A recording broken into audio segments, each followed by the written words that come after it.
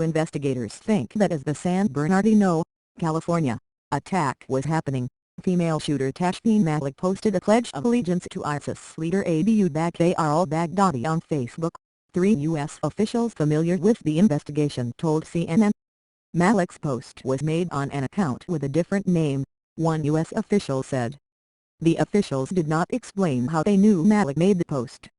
The law enforcement official said it appeared that Wednesday's attack, which left 14 people dead and 21 wounded before the two attackers, Malik and her husband, Syed Rizwan Farook, were killed in a shootout with police, may have been inspired by ISIS. But none of the officials said that ISIS directed or ordered the attack. This is looking more and more like self-radicalization, the law enforcement official said. Another official said authorities haven't ruled out that others may have influenced this radical view.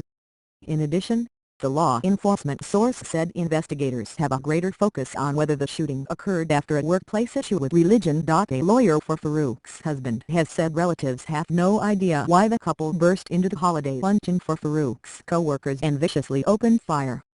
Nor did they have an idea the couple had a makeshift bomb lab in the apartment they shared with their 6-month-old daughter and Farook's mother.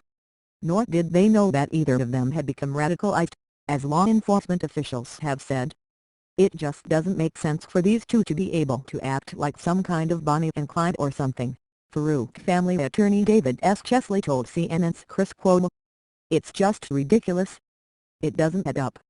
Farook occasionally went alone to shooting ranges, and he bought significant amounts of ammunition. But Chesley and fellow family lawyer Mohammed Aburshid insisted those aren't red flags, nor are Farook's trips to Saudi Arabia, first in 2013 for the Hajj, the annual pilgrimage to Mecca that Muslims are required to take at least once in their lifetime, then again to marry Malik, whom he'd met through an online dating service. Farook and Malik kept to themselves, Aburshid said.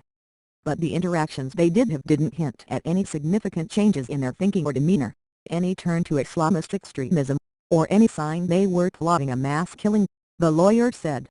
There was nothing to show that Malik was extreme at all, Aburshid said. And Farook was a normal guy, in every sense of the word. It's not that the family denies the couple carried out this massacre. They are shocked by it. And they're also very remorseful and they're very sad. But that doesn't mean they can explain it.